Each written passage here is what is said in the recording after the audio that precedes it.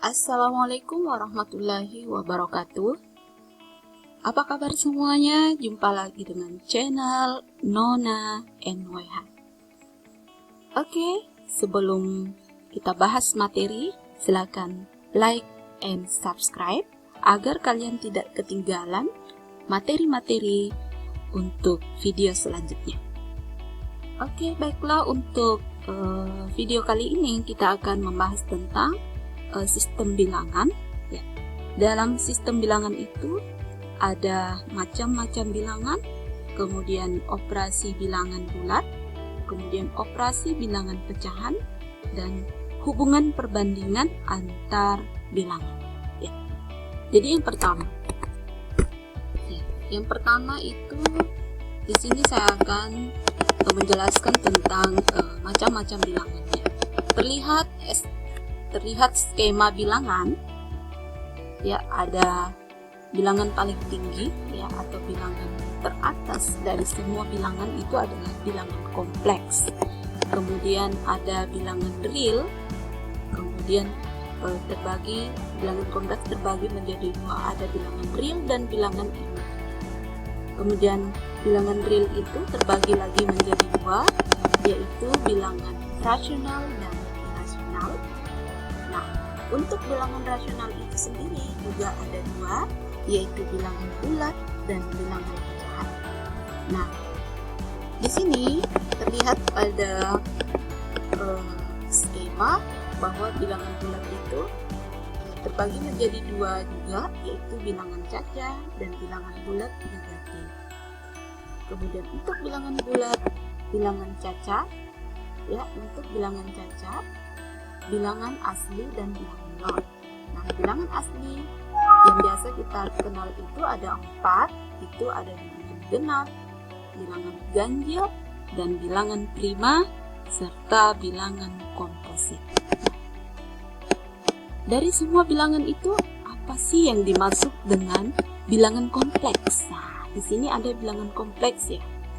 Oke, ternyata bilangan kompleks itu adalah gabungan antara bilangan real dan imajiner, atau bilangan yang berbentuk A ditambah B, I, dan A, B bilangan real, sedangkan I itu adalah akar negatif 1. Jadi akar negatif 1 itu adalah bilangan imajiner. Oke? Nah, ini adalah contohnya, yaitu 3 tambah 4i adalah bilangan kompleks, 3 bilangan real, dan 4i bilangan imajiner. Itu adalah beberapa contoh yang saya tampilkan. Untuk akar negatif 4 itu bilangan kompleks. Kenapa? Ya, di sini ada uraiannya. Ya, jadi kalau kita urai akar 4 dikali negatif 1, dia kan mengandung akar, ya. Maka dia disebut dengan bilangan imajiner atau bilangan hayal. Kenapa dikatakan bilangan hayal? Karena ya nilainya nggak ada. Jadi kita untuk bilangan yang bernilai negatif di bawah tanda akar itu nilainya tidak ada, ya. Sehingga dikatakan hayal, ya, menghayal begitu. Oke. Kemudian bilangan real. Bilangan real itu adalah gabungan antara bilangan rasional dan irasional. Dalam ahli matematika mendefinisikan bilangan real, notasi bilangan real dengan simbol R. Ya. Nah, bilangan real itu negatif, ya, desimal, negatif desimal, kemudian negatif bilangan bulat, ya, itu semua bilangan real, ya. Oke. Nah, kemudian bilangan imajiner, ya, sudah saya jelaskan tadi. Nah, untuk contohnya, ya, contohnya itu bisa berupa I pangkat negatif 3, kemudian I pangkat negatif 2. Nilainya I pangkat negatif 3 itu adalah I. Kenapa? Ya, nanti silakan tonton di video selanjutnya, ya. Di sini saya jelaskan di sini kenapa I pangkat negatif 3 hasilnya I. Kemudian kenapa I pangkat negatif 2 hasilnya negatif 1. Jadi silakan nonton di YouTube channel video selanjutnya ya. Nah, I pangkat 0 itu hasilnya 1 ya. Kenapa? Karena memang setiap angka maupun huruf yang berpangkat dengan 0 itu selalu hasilnya 1 ya. Kemudian bilangan rasional. Kita masuk di bilangan rasional. Bilangan yang berbentuk A per B dengan A, B bilangan bulat, dan B tidak sama dengan 0. Nah, kenapa B tidak sama dengan 0? Nah, di sini juga saya jelaskan di video YouTube saya ya. Silakan ditonton kenapa penyebut itu tidak boleh sama dengan 0 ya. Oke. Nah, contoh bilangan rasional, bilangan pecahan negatif, pecahan positif, bilangan 0, bilangan bulat positif, dan bilangan bulat negatif ya. Kemudian bilangan irasional. Bilangan irasional adalah bilangan yang tidak dapat ditunjukkan sebagai perbandingan dua bilangan bulat. Bilangan real yang tidak bisa dibagi dan bilangan yang tidak dapat dinyatakan ke dalam bentuk A per B dengan A, B bilangan bulat, dan B tidak sama dengan 0 ya. Jadi contoh irasional itu adalah akar 2. Nilainya kalau di kalkulator akar 2 itu 1,4141213556 dan seterusnya. Kenapa dikatakan irasional ya? Perlu diperhatikan, di sini ada ciri-ciri antara rasional dan irasional.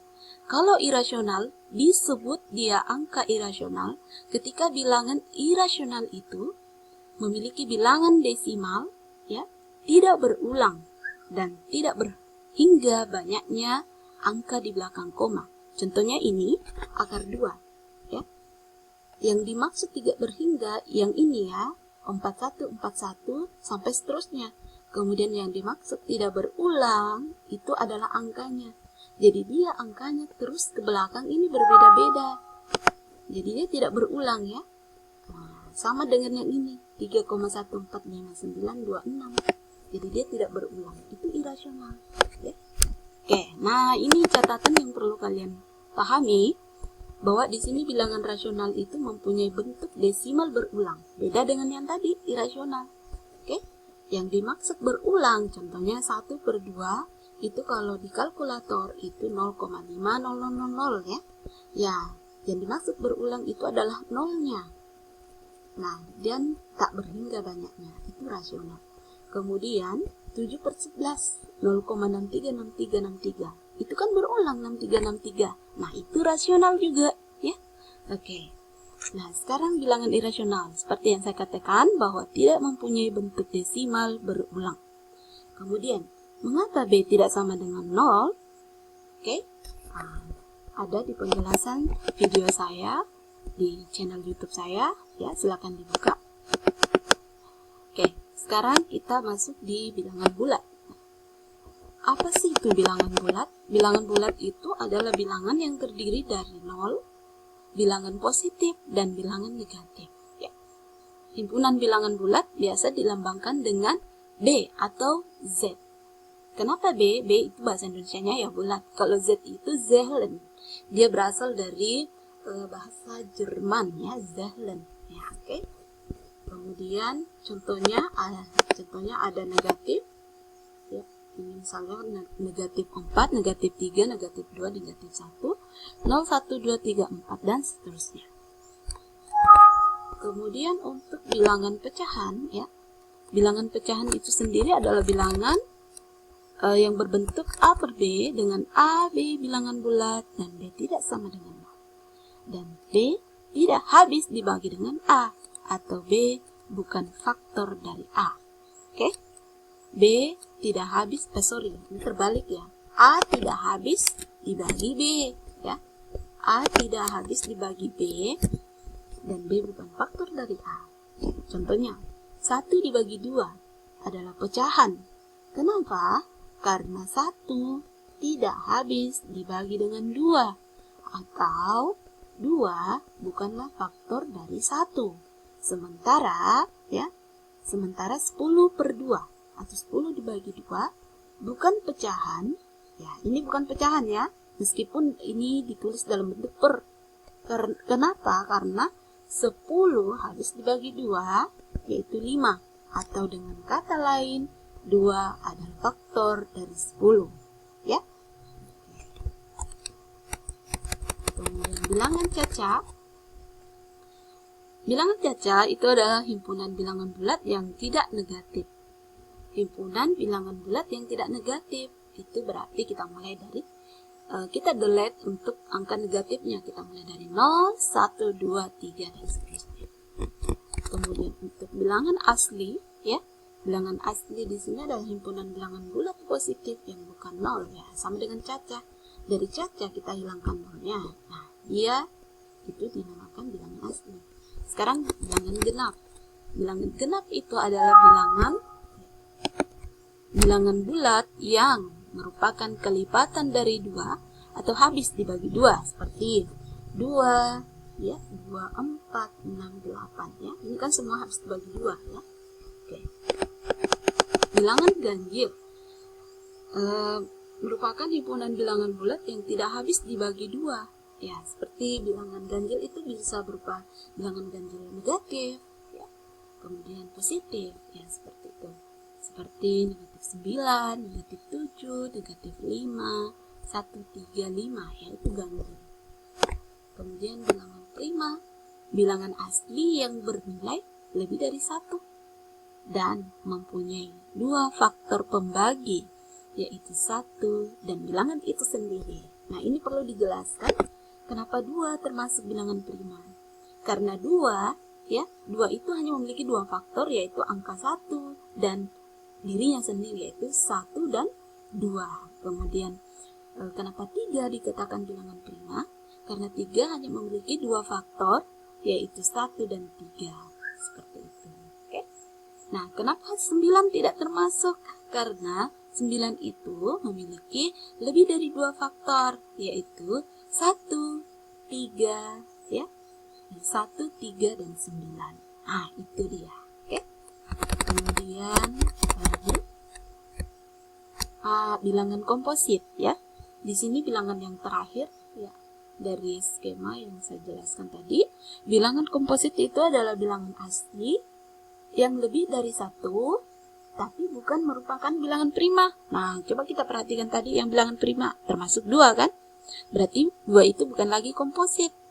Nah, berarti 2, 6, 8, 9, 12, 14 itu komposit ya. Jadi dia bukan termasuk ke dalam bilangan prima ya. Kemudian nah, di sini saatnya kuis ya. Carilah masing-masing 5 contoh bilangan rasional dan irasional. Kemudian jelaskan mengapa 0 dibagi 1 hasilnya 0, 0 dibagi 0 hasilnya tak berhingga, dan 1 dibagi 0 hasilnya tak terdefinisi. Oke? Kemudian berapa nilai imajiner dari I pangkat 3 sama dengan berapa? I pangkat 6 sama dengan berapa? Oke? Bilangan bulat ya. Nah, di operasi bilangan bulat ada operasi penjumlahan dan perkalian bilangan real ya, memenuhi kaidah sebagai berikutnya. Oke. Ini bilangan di sini bilangan real ya. Operasi bilangan real. Oke, operasi penjumlahan dan perkalian bilangan real memenuhi kaidah ada 5, yaitu komutatif, kemudian asosiatif, kemudian distributif, inverse, identitas ya. Oke, jadi yang pertama yang saya jelaskan di sini komutatif. Dalam menjumlahkan 2 bilangan A dan B, perubahan urutan antara keduanya tidak akan mengubah hasil penjumlahan. Jadi komutatif itu adalah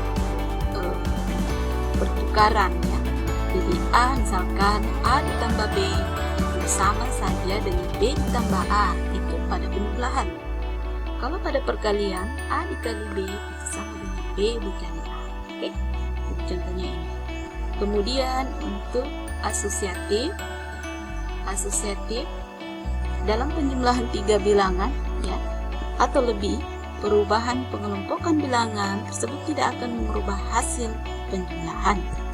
Contohnya ya, A ditambah B ditambah C itu sama dengan A dalam kurung B ditambah C ya. Silakan diperhatikan contohnya.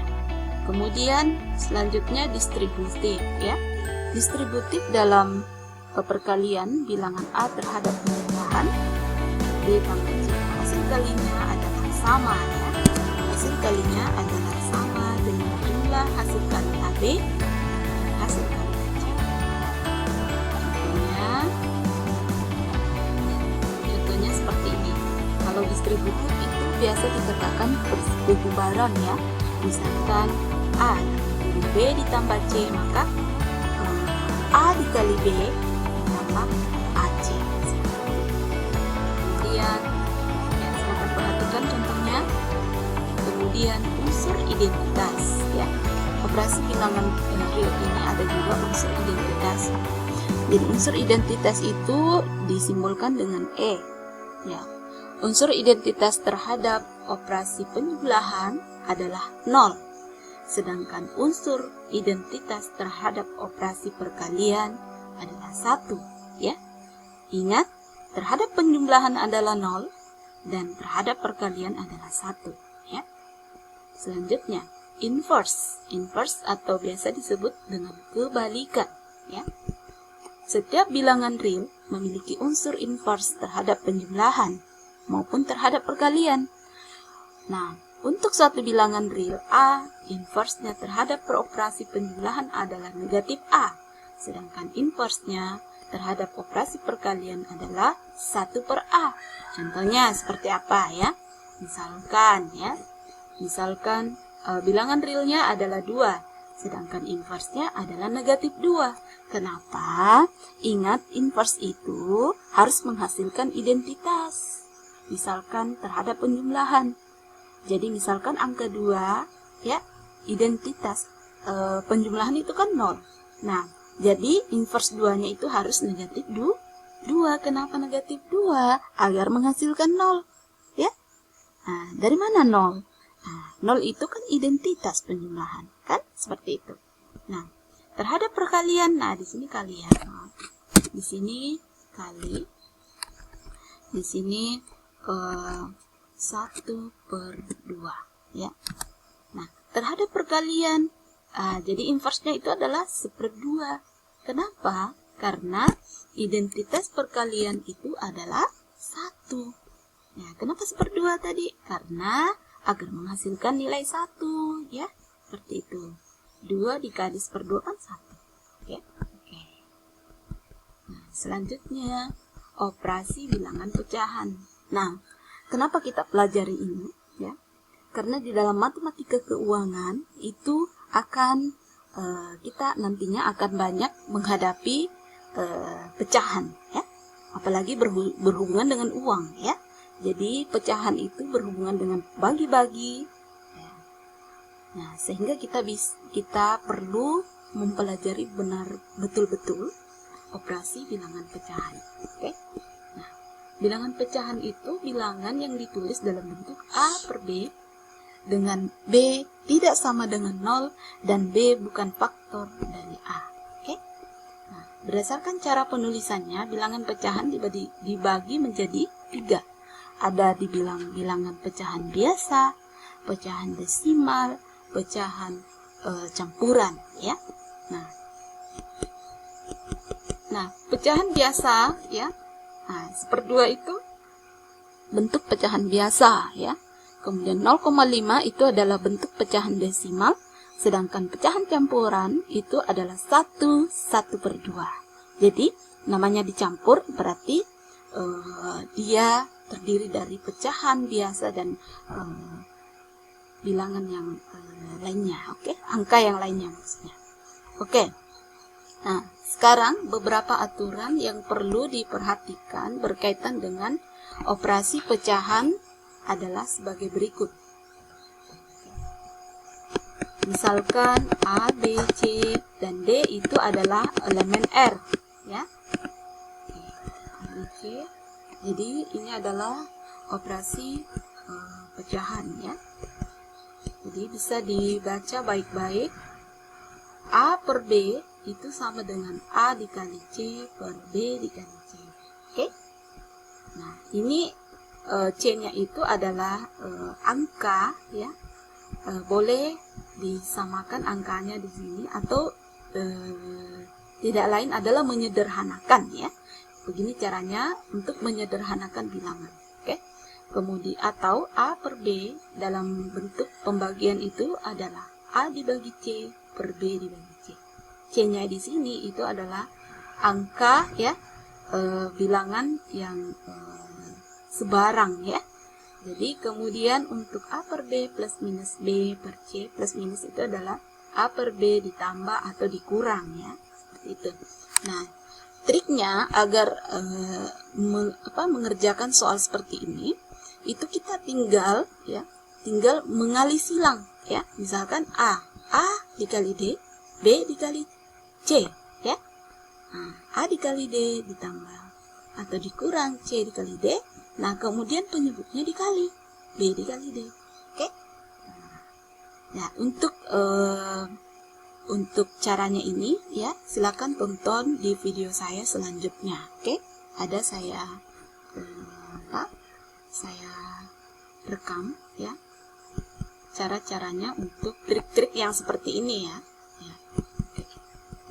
Nah, contohnya yang ini tentukan nilai dari Y ya. Tentukan nilai dari Y. Oke. Nah, Y di sini 7 per 8 ditambah 5 per 4 ya. 7 dikali silang ya dengan 4, 5 dikali dengan 8. Kemudian 8-nya dikali 4. Oke. Nah, seperti ini. Nah, untuk penjelasan selanjutnya itu silakan dilihat di YouTube saya ya. Oke. Nah, selanjutnya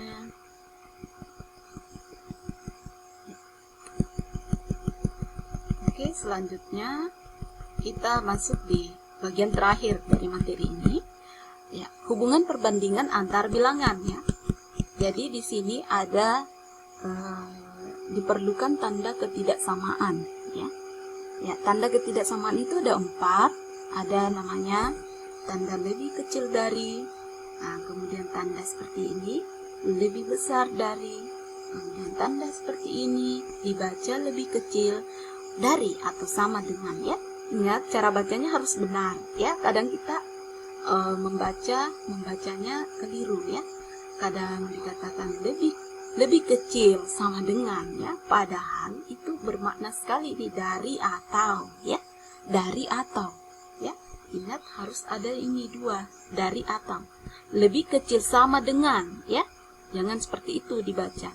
Tetapi tanda yang seperti ini dibaca lebih kecil dari atau sama dengan. Kemudian tanda ini dibaca lebih besar dari atau sama dengan.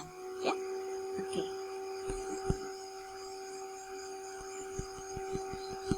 Oke. Nah, jadi untuk sifat-sifatnya ketidaksamaan silakan dipelajari ya. Untuk materinya ini saya akan kirimkan di deskripsi YouTube saya, silakan dibuka ya. Ya, oke. Ya, mungkin seperti itu penjelasan mengenai materi ini. Terima kasih telah menonton video ini, semoga bermanfaat. Jangan lupa like and subscribe atau share ke teman-teman kalian agar materi ini dapat bermanfaat buat kita semua. Oke, terima kasih. Assalamualaikum warahmatullahi wabarakatuh.